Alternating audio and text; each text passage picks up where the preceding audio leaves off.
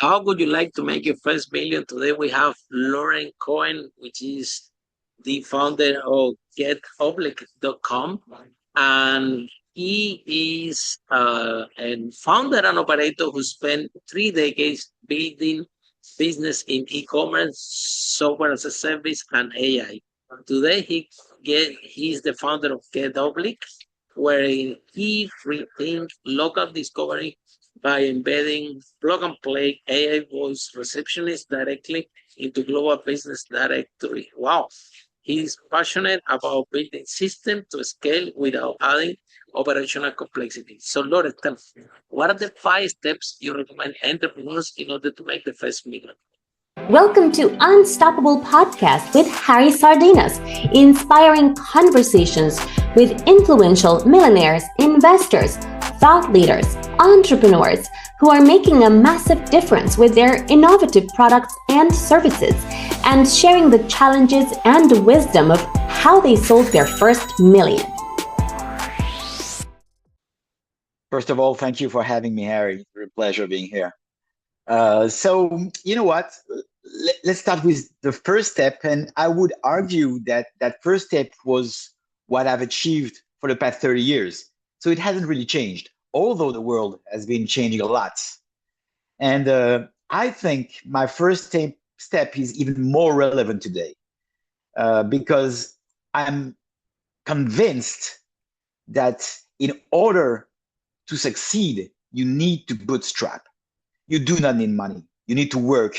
You need to put your head out, to put all the energy you have, and make sure you spend as less money as possible.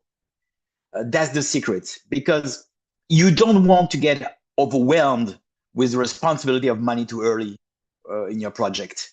Some people handle it very well. If at some point in your life you get the resources to invest and put your money first, that's something that is very recommendable. But remember your question, right? How do you do your first million? Well, bootstrap.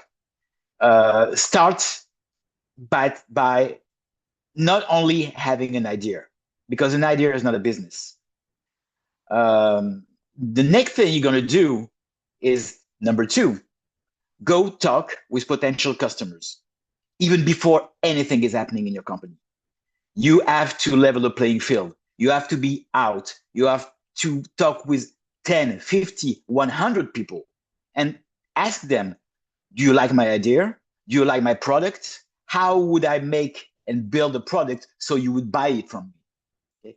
That is definitely the second step before anything else. Now, the third step, and now we're diving into being in 2026. If you do not know anything about AI or think you know a little about AI, just take 1 week of work, take a month of work. Just open your laptop, invest $200 per month. You don't need much more. Subscribe to ChatGPT, Gemini, Claude, some video generation tool like Agent is very good, Arcade. Just start equipped, but don't spend much than $150 or $200 per month, and just dig, learn. And when I say learn, Harry, you will not learn about AI. You will ask AI to teach you what you want to learn. And in the path of learning the subject you want to master, you will then learn what is AI. Because now we're entering, and I'd like to make a pause here, the step number 3, the AI era. Obviously, everybody around the world is fascinated with what's happening, but not many people know how to tackle AI yet. It can be a very dangerous tool. We've all heard the stories, right? We know how sycophant it can be. So it needs to be really mastered. And AI in itself, I always like to say that it makes me remember a lot about like money. I think AI is just like money. Both inside and out are not neither good nor bad. They're pretty inert, right? But they're just the same. They are currency. With money, you can buy resources, right? With money, you can buy commodities. With money, you can buy status. While AI is exactly the same. The resources you're going to buy are agents that, and you better believe me, they're going to be as valuable as human resources in the next few years. So you're going to buy resources. You're not going to buy commodity, but you're going to buy knowledge. And knowledge is probably the most important asset that you can gather now. Because as everything is turning digital, you're going to need to have as much knowledge as you can. And soon enough, whatever you're going to achieve with AI is going to bring you status too, because now you're going to be talking about AI on social media. You're going to gain visibility and you're going to gain status. So in that aspect, I would say that AI is very close to what money is. And I would add also that AI can be as dangerous as money is. You know the saying, when you don't have much money, you just don't care, right? You're neither good nor bad. But when you start having money, it exacerbates who you are as a human being. If you're a good person, you're going to be a better person. If you're not very organized, you're going to be completely disorganized and you're going to lose it all. So AI is the same. You have to master every single aspect of AI, how to manage it. And what I do is managing my LLMs just as I would manage my human resources in my companies. This is exactly the same thing. Those are robots that need to be trained, that needs to be tamed. So this is number 3. Get out of the world, sit down for a week, a month, 3 months, and learn everything you can about AI. Okay. Now, number 4. Once you know things about AI, you will understand that AI in itself is not a product you sell. AI is a tool, and is a tool that everybody think is about prompting. You've heard about it, right? Well, this has nothing to do with prompting. Prompting is probably number 4th on the list of what AI in a business is. AI, first of all, when you start prompting, you're going to learn, the more you dive into it, that prompt need to be thin. You don't need to write 10,000 lines of prompting. You need to be thin. And you know why, Harry? Because the most important are the data sets you're going to link to your LLMs, the workflow you're going to build, and the automation that are going to organize everything around that. So now that you spend 3 months learning about AI, now start learning about automation, workflow, and data. Because data has been very important for the past 30 years. And now, let me tell you, Eric, is still very important. Data, a company, agents, AI is only as strong as the data you provide. So now it's number 4. Learn about those 3 things: workflow, data sets, and automation. Now, number 5, social media. You cannot today live and build a company if you don't tackle social media. And in order to do that, you need to use who you are. You need to use your knowledge. You need to build your personality on social media. That's exactly the thing. All those things will bring you that first $1 million. And you know what? If you're going to spend 6 months under a rock, you should do it.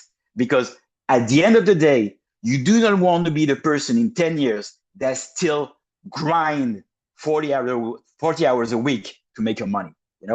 After a year, if you put yourself under a rock and you do everything we say, not only are you going to have $1 million company and you're going to have assets, but you're going to have a company that builds money by itself. Lauren, out of the 500 millionaires we interview in this podcast, 1 out of 5 are tech entrepreneurs. Yeah. So can you tell us what is the good, the bad, and the ugly of being a tech entrepreneur? Let's start by explaining to anyone listening that we're not like, as an entrepreneur, I'm not living in a fairy tale. The amount of responsibility, the amount of risk you're taking every single minute is huge.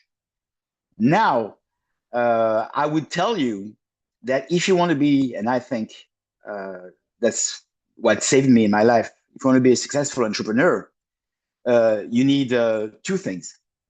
First is accountability. You need to be able to be accountable for the good things and the bad thing in your company. It might seem obvious to anybody who's listening, but believe me, a lot of people, when things go south, are not accountable. And this is what, if you want to last, you need to be accountable. Okay. But then again, the second thing that drives me as an entrepreneur is to believe my gut feeling. You know, if you build something in your life and you be blessed enough to be successful once, and let's say you've been successful twice, which is a super blessing, right? Okay. This is only because you've believed in your gut feeling, your intuition. And it goes along with accountability. Let me explain you why. You know, if you wake up a morning and you decide that you're going to make a big decision for your company, this is your intuition. You're going to be wrong most of the time. But because you are accountable, because you say, that is my decision, I was wrong, and I will make up for it, you're going to save the company. So those two things go hand in hand. So I would say that being accountable and believing in your gut feeling and intuition is what makes you an entrepreneur. So being accountable is probably, now I'm answering your question, Harry. Being accountable is probably not the funniest thing as a business man. You know, this is not the funniest thing. Now, the adrenaline that you can get from building a business, and as far as I'm concerned, it's really going from 0 to 50. That's the ground I feel. That's the zone I'm comfortable in. You know, when it gets to politics, you know, what I call water cooler / coffee machine discussions, you know, I'm out. I sell the company and I move to my next project. Some people are built to go from 0 to 50. Some are good to go from 50 to 500, you know, to each his own. But that's where I strive, and that's where I find happiness. So the process that you describe, Laurent, is very on point if you want to succeed in tech. But we have a huge of tech companies that they fail because they do it all the way around. They want to create this product that is gonna change the world, and they try to build it and then building more and then adding more features, and then they remortgage the house. They ask for money for friends and family. They're building this big elephant. And then after they run out of money and resources, then they're looking for funding to say, no, now we need the money because we're going to sell it. And then the investor is looking at me and said, but Harry, they haven't sold anything yet. So they're going to use my money to learn how to sell this thing? Why is nobody buying? So when do you think that we lost in translation the step? Because I think if someone followed exactly the steps that you describe, you want to have soon an indication very easy if you have product market fit, and why, because you put more resources, you can pivot until you actually know what the market wants and in what form they want to buy. So to give you an example, one podcast guest came here. He was sharing the story that in the 80s he developed something like a mobile phone that will track the times for workers. And he thought that these people are gonna buy this device like a mobile phone, and the worker will have this device with them and will tell to the boss, look, this is how efficient I am. It might work. So if you're gonna fight somebody else, because look, my time track and my performance is amazing. So what happened is non-employees, no one bought this thing ever. Then he went to the CEOs, and the CEO said, look, I'm not gonna buy this thing either for all my employees. However, they were interested in leasing these devices to him, and the data that device produced, that's what they were willing to pay for. So and the report. So what actually the client was not the employee, it was the CEO, but the CEO didn't want the device either. They want the report that the device creates. And for that, they said, well, I pay money for this, but the rest, I don't want to pay anything. I don't want to buy them, by the way. I can lease them. I only need it for a month to track all my employees' performance and everything. So you can see, Lauren, how far it is from an initial idea uh, that you have, and you have to pivot it again and again. And exactly like you said, keep talking to people until you find out what the market wants. So why do you think that if this is the case, and you break it down very slowly for all our tech listening, tech entrepreneur listening to understand why 98% of the people do it the other way around, and thus we have this huge rate in failure in tech? Because these podcasts, yeah, 1 out of 5 are tech entrepreneurs, and everybody listens and they say, wow, clearly it's a very good vehicle to build work because it's very scalable and so on. But nobody talks about the failures. I think that people listen to the stories like, I don't know, they find the story of Big Gay or Mark Zuckerberg, and uh, these are very rare things. Also, exactly like you said, right? I grow it to the certain level and then I exited. Because you have to, there are people in this podcast that are good 0 to 1 million. There are other people that are good 1 million to 5, 1 million to 10. Then other people 10 to 100 million, So, and people got the idea, no, I'm going to build the pound company, $1 billion company, like, like the Google guys or like the Mark Zuckerberg. So tell us the truth, because you have been way a lot of years in this industry. You clearly know what you're talking about. Uh, what is fairy tale and what is reality when it comes to building a tech business? Okay, first of all, the case you describe is a pure case of serendipity and pivoting. This is a greatest story, but this is not what defines tech today. And this is not what has been defining tech for the past 20 years. I would argue that the two common enemy for most of the tech company for the past 25 years are money and ego. First is money. That's why I really tried to mention earlier, but I'm gonna deep dive into more today. If you think that your idea is a killer app, you need, again, to spend as less money as possible. This might be counterintuitive to anybody that's going to be listening, but soon enough, the stress that's going to come out on your project with all the spendings, all the investor that will start knocking at your door and asking, where are you at, will put pressure on you and will put you in a position where you cannot anymore trust your gut feeling and your intuition. Remember what I said earlier. So money can be your worst enemy. And this is probably what kills 90% of all tech companies. Everybody thinks you're going to go to VCs, but VCs do not have the same vision that entrepreneurs have. And a lot of people do that big mistake. So I would say money is your first enemy. Then ego is your second enemy. And it is the same, Let me tell you a story. In 2015, because I haven't been always successful, I failed, and one of the failures I've had was creating a company called Popster in 2015, which was probably one of the first live shopping company in the world.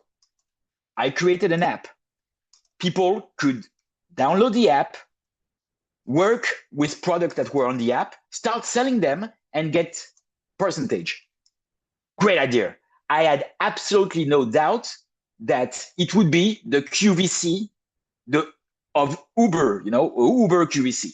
Okay. Time to market was totally wrong. I messed up. I had zero, nothing. Now it's a multi-billion-dollar company, potentially.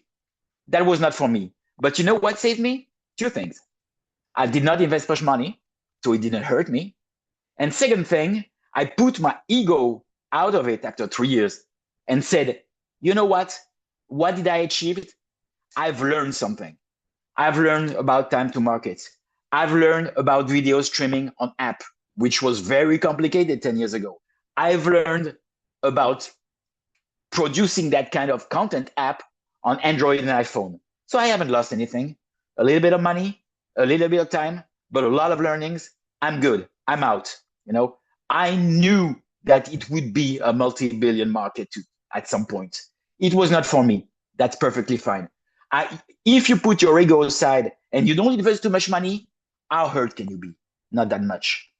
It's a learning curve. And as a learning curve, you should be happy that you've been through it. So yeah, that's very important. Let's dig into this because we all have ego. Otherwise, we won't be entrepreneurs. We think that we can do better. However, there is a moment where that ego, especially in a startup, comes at the beginning. I've been there. I make mistakes, same like you, and that ego at the beginning. I'm telling you, 20 years ago, it was a big detriment in my business at the beginning. I didn't know any better anyway, so I got a property business in London, and then I started the first 2 years. I'm starting going there like I'm a big boss. Everybody had to do whatever I say. And the big deal here. And I'm exhausted. I cannot sleep. I have 177 clients that they all want to speak with me, and all the team want to speak with me. And the money is going to the bank account, but I'm so exhausted. I'm so in bad mood. And once I pack that ego and I shifted, yeah. And that all started because I noticed in the office they had to go out for a drink and they're not inviting me. And I'm like, wow, I had to be doing something really, really wrong when they're going themselves and they don't want me there. So in order to gain the team back, yeah, and they invite me to go out with them, say, okay, this thing is not about me anyway, it's about them. They are better than me anyway at everything. So why we don't give them some space for them to develop? And down the line, after 2 more years, I write to the office and they told me, Harry, go home. We don't need you here anymore. We can run the company without you. She got angry with Eva. I would say to Eva, my manager, I said, who's going to buy the paper for the photocopy? You tell me who's going to do that. And she's telling me, no, we can buy a paper for the photocopy. Don't worry about it. Try the word if you want, go home. So we will go once a month to tell you what we're doing with the company. Yeah.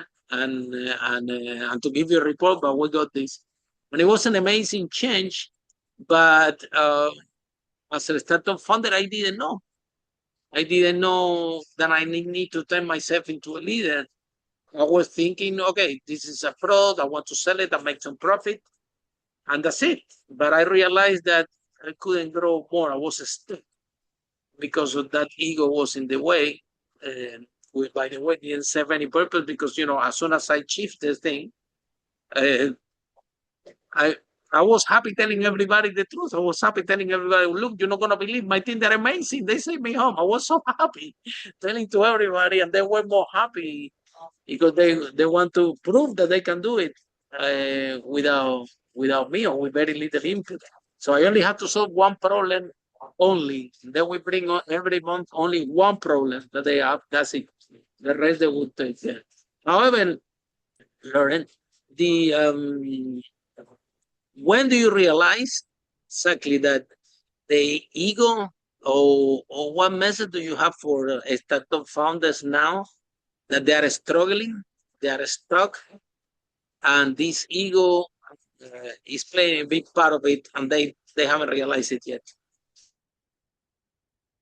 I would say that the day you stop learning is the day your ego has taken over.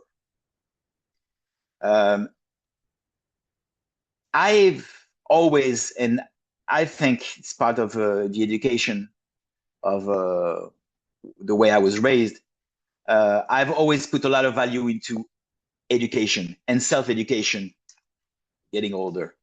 I strongly believe that a day when you don't learn something new is a day that is wasted.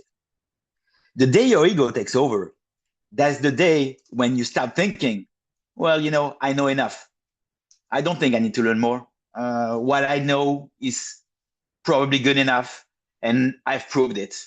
Well, let me tell you, at the pace where technology and even the world is moving, stopping to learn is stopping to evolve, and stopping to evolve is relying too much on your emotion and your ego, and that's probably where you're going down the road.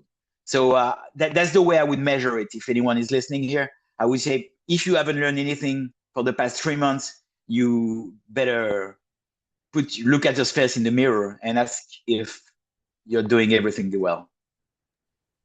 Okay, regarding the adoption of AI, we see that in the United States, only 30% of the population has started adopting AI in some forms. But people think that knowing about AI is just how to use ChatGPT and ask a question and things like this. Whether now we have a big development cloud code, and they think can actually execute tasks inside your computer and take decisions and those AI agents. So tell us what is available today in terms of capability for business that people are not aware, because people see AI like, okay, ChatGPT or Manus, I go there, I have some questions, it can help me do that. But what is really possible out there with the technology that is available today? That, by the way, this AI thing started a while ago, but I think these last 6 months have been a lot of huge progress in terms of what was possible that was not possible before in terms of generative AI. So what is possible out there as we speak today that people are not aware? Yeah. Before this, I would tell anyone to be very careful and not to get too overwhelmed by anything you're reading about AI, especially on social media. Myself, I've stopped a month ago looking at X or Instagram or any other social media for that matter that would overwhelm you with all those posts of the brand new product, the new shiny toy, the solution that can raise you $1 million in 3 weeks, or having 1,000 agents working for you, or getting 10 million followers. This is BS, Harry. I'm not saying this is not possible. I would argue that most of it is bullshit, but it doesn't matter. Any solution that was existing 6 months ago is already plenty enough for 99% of any business workflow. So do not get overwhelmed. We're going to talk about all the magnificent things that AI is providing today. But if you decide to integrate AI in your workflow, block the social media, choose one tool, a simple one, get to know it, integrate it into your workflow, in your daily life, and it will be plenty enough, believe me, for the next couple of years. And along the way, you're going to learn more and probably get a little bit more knowledge that will guide you toward one more or two more tools that you can integrate. But in order to grow, whatever has been here for the past year is plenty enough for most of the people here. I'm very happy with ChatGPT. I'm very happy with Gemini. I do not need, I have potentially 25, 26 agents working for me at my business, but they're pretty simple. I told you earlier in the discussion, Harry, very thin LLM, but strong data, So that's one thing. Now, personally, I'm working in the voice AI industry, and I would argue that voice will be not only the first channel of interaction with agent and robots in the future, but it will be the only channel of interaction. Voice is coming over with a vengeance. As a species, as humankind, we've been using our voice for centuries. But now, for the past 30 years, it's only about keyboards and screens. Remember a few years ago, you have those scientists saying that 100 years from now, we will have 6-foot thumbs because we were typing all day. Well, they were completely wrong, because when Elon's going to come out with his billion of robots, we're going to interact with them with our voice. So what's really fascinating now, and you can see it now, really, when people take their phone and talk with Gemini, and asking question, or ChatGPT, it's pretty good. Everything is very smooth. But now the big evolution is that AI and agents can understand not only the voice, but the emotions behind the voice. And it changes dramatically the way we interact with machines, because now you have machines that adapt to your emotion and your state of mind at a moment in time. And the way it adjusts that, it leads to not only being able to understand you better, but to sell you something at a special moment in time when you are ready for it. And I think that's the biggest evolution that I'm seeing right now, the emotion layer that machines are gaining. And that's where things are moving. And I think it's very interesting, and I'm very passionate about that. So, Laurent, whatever the voice solutions that are out there, in your opinion, what is the most powerful? Okay. I think that the technology in itself is very mature. I mean, we are the best, okay? But we don't need to be the best. Everybody's good. Our competitors are great. They're doing amazing things. So that's not a problem. It's always the same. It's been the same when social media came out. It's been the same when YouTube came out. It's been the same where e-commerce came out. And you can go on 1993 when we had our first internet connection. It's never about the industry or the technology. It's about how do you sell it. See? So everybody today has the most beautiful voice that speaks 32 languages, that works 24/7, that can be as reliable on Monday morning than on Sunday night. No problem with that. How are you going to sell it? It all comes down to the way you're going to funnel your customer to buy your product, the way you're going to build trust with your clients, because trust in 2026, in the era of AI, is even more important than it has ever been. People are scared with AI. It's a new technology. You hear all the AI bashing around. Trust is fundamental in every single thing you put inside your sales channel. So that's why we focus on at GetOblig. The technology is there. It's working perfectly. How do you make sure our customers are going to trust AI? And this is why we're working, and this is our passion, and this is our obsession. So tell us, how many agents can you have in the voice, and how does it work? Is applicable this voice agent because one thing that we agree is that the searching behavior of the people are changing. Now people exactly talk to the Gemini, they talk with ChatGPT, and they ask them questions. And so before it was just about typing in Google a keyword, and then you search and the thing will give you some answer. But now we have these new search engines that they are more interactive, and people don't want to type anymore. People want to speak. And now they're expecting every website they go eventually, or every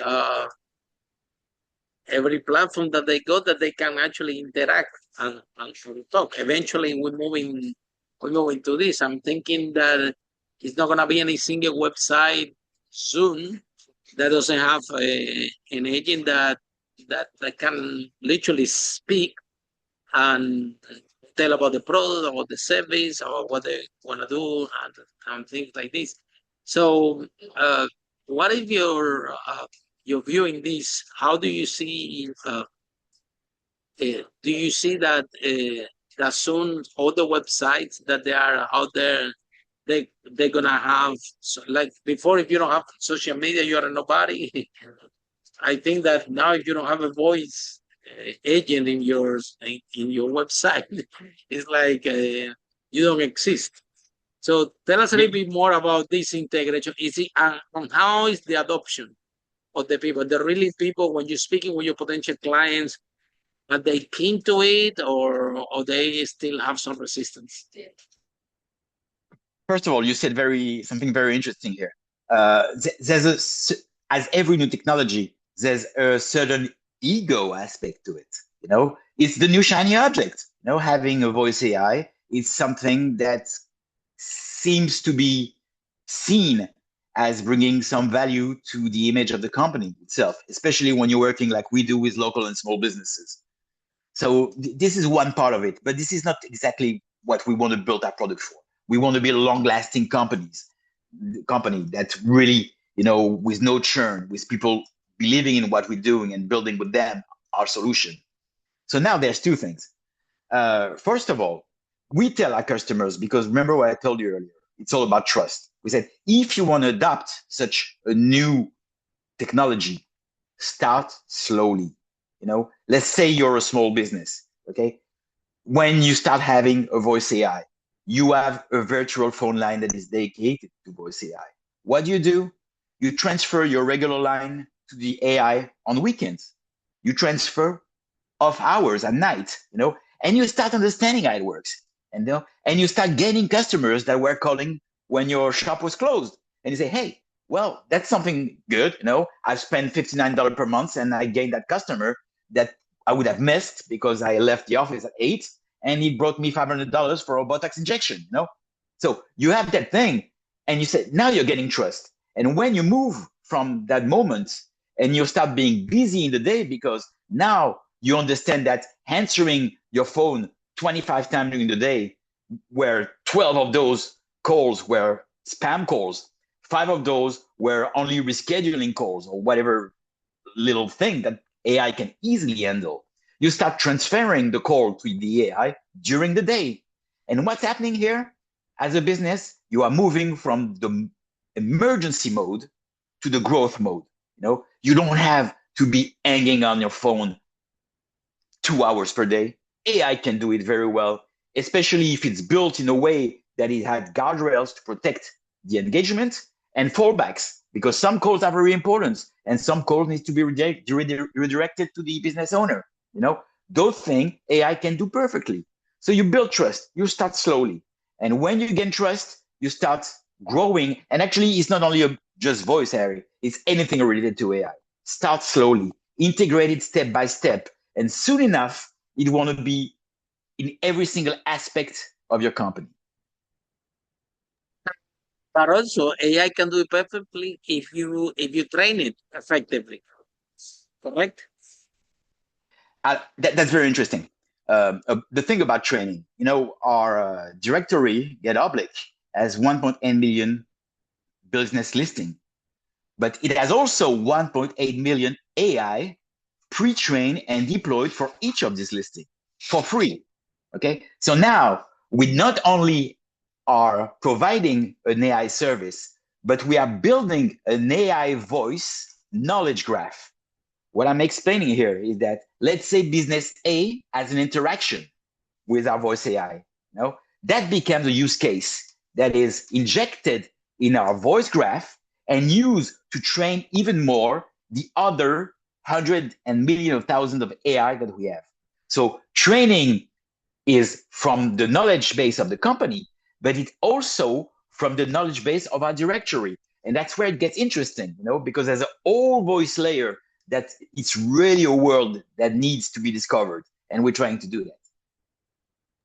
So tell us, Laurent, if someone is in love with this conversation, how people can find you, how this process works, and tell us a little bit more about your product. What is it different? First of all, Harry, really thank you for the discussion. I really enjoy being here with you today. Well, it's very easy. Remember, it's all about trust. So just go to getoblig.com. It's a directory. You list your website there if it's not listed yet.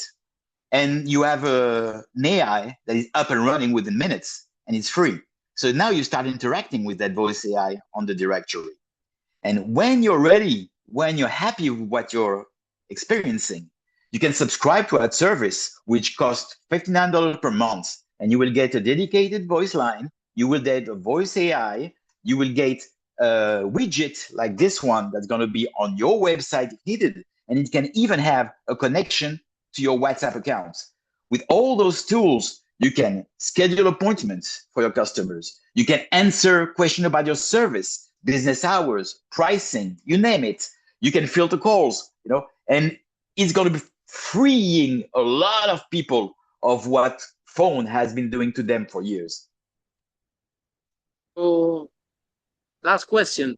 Do you think that AI is a revolution or is a new flavor of the day? Because I remember since we have internet, I think internet was a revolution because I enabled to create this World Wide Web. But then after it comes web pages, it comes the social media, it came the NFT, it came the blockchain, it came, so tech is every time we have a new flavor of the day. So do you think that AI just a new flavor of the day and soon something else will come in tech or it's actually a revolution? It is a revolution simply for the mere fact that, as you just mentioned, Harry, we used to have cycles. Remember, 1993, really first internet connection. 2000, right after the internet bubble, we had Google. 2007, we had social media. 2015, we had video streaming. So there was always those 7-year cycles. Now there's not any cycle anymore. The next cycle was yesterday, literally. So what AI did in itself, going beyond what is conversational LLMs or agents, is making all those cycles disappear and having a pace of technology coming delivered to us on a daily basis that the world has never seen. So in that aspect, I would say that the big change is not AI in itself. It's the pace of the technology that AI allow you to receive on a daily basis. So thank you so much, Laurent, for the podcast. I really appreciate it. That was amazing. And we definitely learned something today about and like I said, I believe that soon every single website will need to have an agent and a voice agent because the searching patterns are changing. And now people don't want to type anymore. People want to speak. Even people want to take a picture now. People take the picture, what this plant, what this car, and they put it into those engines. So typing is little by little is getting out of the way. So the more the patterns of searching behaviors change, the more people, when they arrive to a website, they cannot speak, they will go. They go somewhere else. That's how I see it. It's slowly adapting, but it's everything going so fast that I think that these voice integrations out there will be deployed faster if everybody thinks in everywhere. So thank you so much, Lawrence, for that and for this solution. And for a lot of you following the podcast, see you in our next episode of Unstoppable, How Brave Entrepreneur like Lauren break that wall and achieve the first meeting. Bye for now. Follow us for more interviews with world's most influential, audacious entrepreneurs that overcame challenges and adversity, providing you with the blueprint of how they sold their first million so you can grow your business exponentially.